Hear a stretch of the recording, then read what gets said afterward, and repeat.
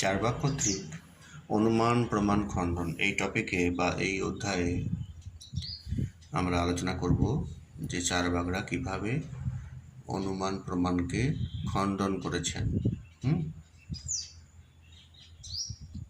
আমরা জানি যে চারবাক দর্শন হচ্ছে নাস্তিক দর্শন।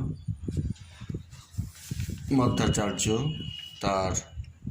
তার সর্বদর্শন সংগ্রহ বইতে চারবাকদের নাস্তিক শিরোমণি বলে উল্লেখ করেছেন।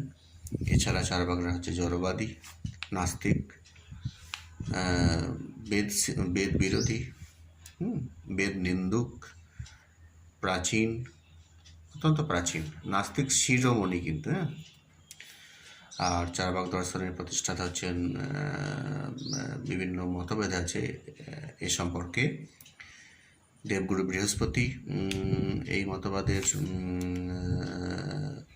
এই দার্শনিক সম্প্রদায়ের প্রতিষ্ঠাতা এটা বলা হয়, যার জন্য বারস্পত্য দর্শন বলা হয়। চারবাক নামে এক ঋষি ছিলেন,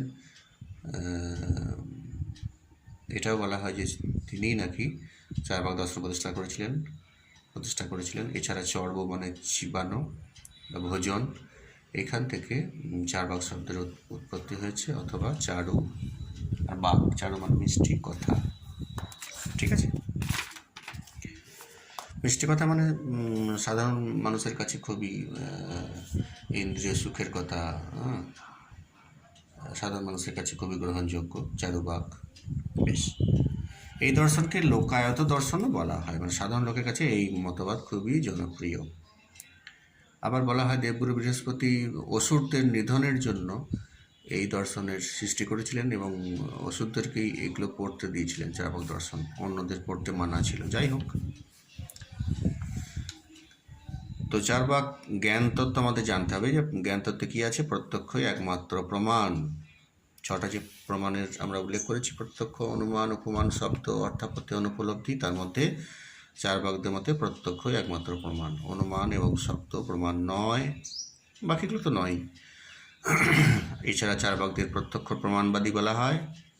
তো প্রত্যক্ষ প্রমাণের সপক্ষে যুক্তি কী কী দিচ্ছেন? যে প্রত্যক্ষ হচ্ছে, চারবাকদের যুক্তিগুলো হলো প্রত্যক্ষ প্রমাণের সপক্ষে যে 1 নম্বর প্রত্যক্ষ হলো যথার্থ অনুভব, প্রত্যক্ষ হলো অপরোক্ষ,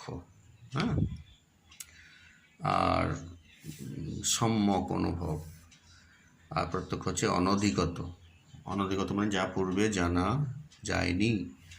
আর 5 নম্বর হচ্ছে বিশুদ্ধ প্রত্যক্ষে ভ্রান্তি হয় না। বিশুদ্ধ প্রত্যক্ষে কোনো ভ্রান্তি বা ভ্রম হয় না। তো এই প্রত্যক্ষকেই যে একমাত্র প্রমাণ বলা হচ্ছে, অনুমানকে স্বীকার করা হচ্ছে না চারবাকদের মতে।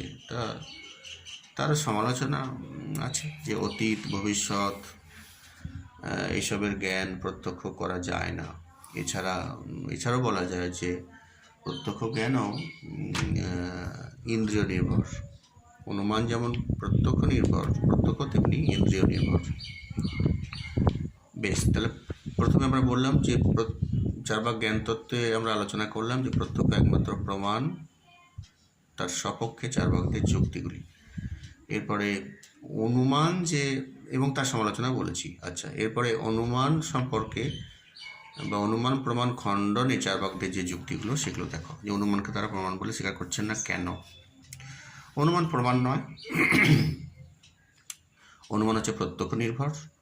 অনুমানে ভ্রান্তি বা বিপর্যয় ঘটে, অর্থাৎ ভ্রান্তি বা বিপর্যয় শূন্য নয়। এছাড়া হচ্ছে অনুমানের ভিত্তি হলো ব্যক্তিজ্ঞান। চারবাকদের মতে ব্যক্তিজ্ঞান কোনোভাবেই সম্ভব নয় প্রত্যক্ষের দ্বারা, অনুমানের দ্বারাও সম্ভব নয়, শব্দের দ্বারাও সম্ভব নয়, উপমানের দ্বারাও ব্যক্তিজ্ঞান প্রতিষ্ঠা করা সম্ভব নয়। ব্যক্তিজ্ঞান মানে হেতু ও সাধ্যের যে নিয়ত অব্যভিচারী সম্পর্ক। এছাড়া উপাধি শূন্য রূপে জানাও সম্ভব নয়। ঠিক আছে, তো অনুমানকে যে এরা মানছেন না বা অনুমান প্রমাণ খণ্ডন করছেন, তারা যা যুক্তি দিচ্ছেন তার পাল্টা যুক্তি, অর্থাৎ তাদের সমালোচনাও আছে।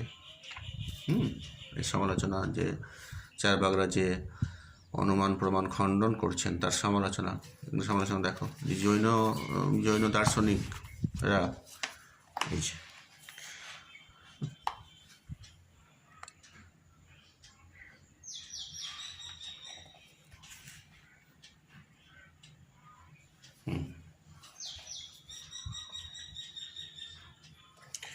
জৈন দার্শনিকদের মতে ইন্দ্রিয় নির্ভর প্রত্যক্ষকে স্বীকার করলে প্রত্যক্ষ নির্ভর অনুমানকেও স্বীকার করা হয়। প্রত্যক্ষকে তো ওরা স্বীকার করছে চার্বাকরা, হ্যাঁ, কিন্তু প্রত্যক্ষ তো ইন্দ্রিয় নির্ভর। তাহলে ইন্দ্রিয় নির্ভর প্রত্যক্ষকে স্বীকার করলে জৈন দার্শনিকদের মতে প্রত্যক্ষ নির্ভর অনুমানকেও স্বীকার করতে হয়, কিন্তু ওরা স্বীকার করে না, এটা সমালোচনা করছেন জৈন দার্শনিকরা। এছাড়া হচ্ছে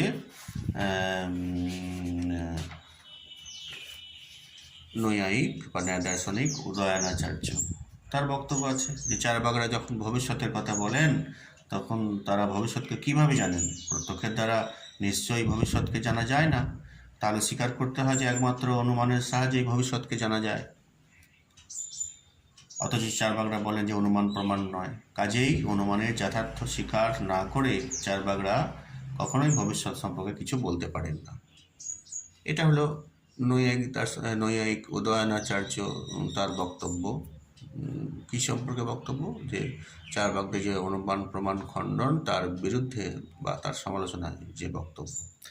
এছাড়া বৌদ্ধ দার্শনিকগণও বৌদ্ধ দার্শনিকদেরও বক্তব্য আছে সমালোচনা হিসেবে, যে বৌদ্ধ দার্শনিকরা চার্বাক মতের সমালোচনা করে বলেছেন যে অনুমান প্রক্রিয়ার সাহায্যে আমরা কার্যকারণ সম্পর্ক প্রতিষ্ঠা করি, সাধারণ লোকও এই সম্বন্ধ মেনে নেয়। দৈনন্দিন জীবন এবং বিজ্ঞানের বহু ক্ষেত্রে অনুমানের প্রভাব লক্ষ্য করা যায়। দৈনন্দিন জীবন মানে প্রাত্যহিক জীবন এবং বিজ্ঞানের বহু ক্ষেত্রে, সায়েন্সের বিভিন্ন ক্ষেত্রে অনুমানের প্রভাব কিন্তু লক্ষ্য করা যায়। সুতরাং চার্বাক মত মেনে নিলে দৈনন্দিন জীবন এবং বিজ্ঞানের বহু ক্ষেত্র অচল হয়ে পড়বে, শুধু প্রত্যক্ষকে যদি একমাত্র প্রমাণ বলা হয়। এইরকম বিভিন্ন সমালোচনা আছে, কয়েকটি বই থেকে দেখে নিও। আর আজকের আমাদের আলোচ্য বিষয় ছিল যে চার্বাক কর্তৃক অনুমান প্রমাণ খণ্ডন, যে 11 সেমিস্টারে 1 ইউনিট 1 যে ভারতীয় দর্শনের রূপরেখা, সেখানে 4 নম্বর টপিক ছিল চার্বাক কর্তৃক অনুমান প্রমাণ খণ্ডন। সেখানে আমরা দেখালাম যে চার্বাক জ্ঞান তত্ত্ব, প্রত্যক্ষই একমাত্র প্রমাণ, তার সপক্ষে চার্বাকদের যুক্তি এবং তার সমালোচনা, এবং অনুমান যে প্রমাণ নয় তার সপক্ষে চার্বাকদের যুক্তি এবং তার সমালোচনা। ঠিক আছে, ভালো থাকবে তোমরা। আর ভিডিওগুলো কেমন লাগছে তোমরা অবশ্যই কমেন্ট করে জানাবে। তোমরা দেখলে তবেই আমি এই ভিডিওগুলো তৈরি করতে আরও আগ্রহী হব। ঠিক আছে, বেশ, ভালো থাকবে, রাখছি।